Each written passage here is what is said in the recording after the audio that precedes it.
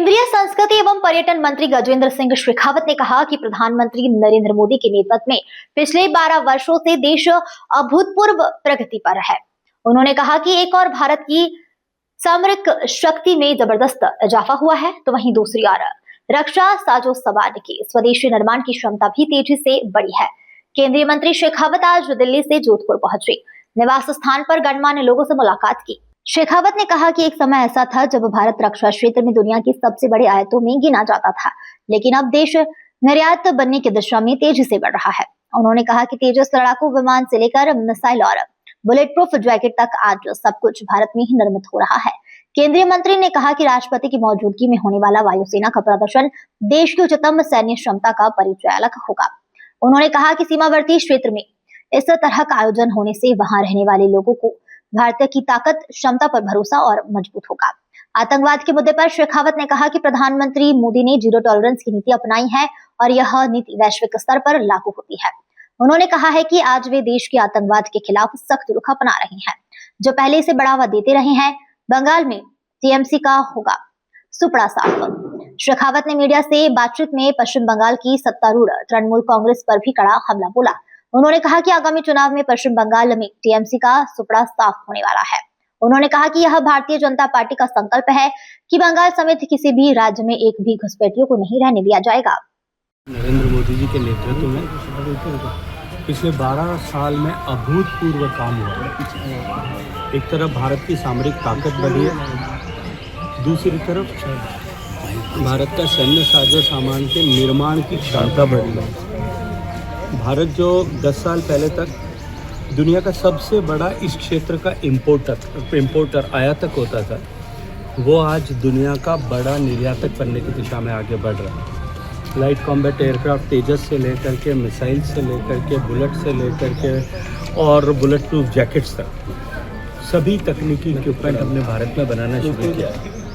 वायु शक्ति प्रदर्शन माननीय राष्ट्रपति जी के सामने भारतीय वायुसेना के आधुनिकतम तकनीकी का संहारक क्षमता का प्रदर्शन होगा और निश्चित रूप से सीमावर्ती क्षेत्र पर यह प्रदर्शन होने से सीमावर्ती क्षेत्र में रहने वाले लोगों का भरोसा, विश्वास और हौसला और भी अधिक भारत की क्षमता और ताकत को देखते हुए। लेकिन देश के प्रधानमंत्री कहते हैं कि पूरे दुनिया से जो है आतंकवाद खत्म होना चाहिए। उन्होंने जिस तरह से एक बड़ा मैसेज दिया, आपको लगा उसके सार्थक परिणाम भी आने चाहिए? निश्चित रूप से होगा।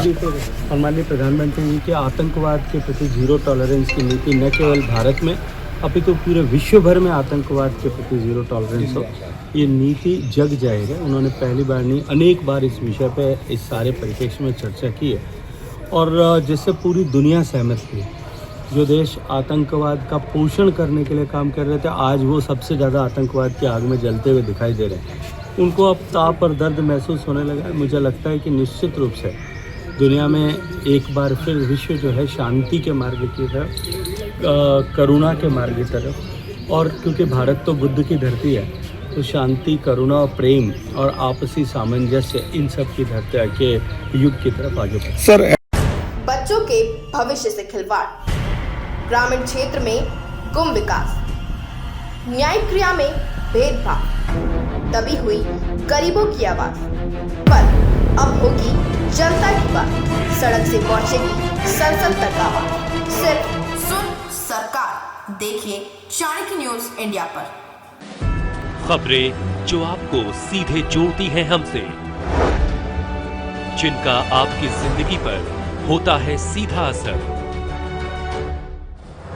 खबरों की वही तस्वीर, बिना बदले, बिना डरे, जज्बा सच का लिए, सच दिखाते हैं।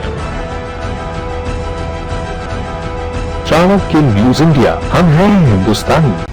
कटेंगे तो कटेंगे। आज देश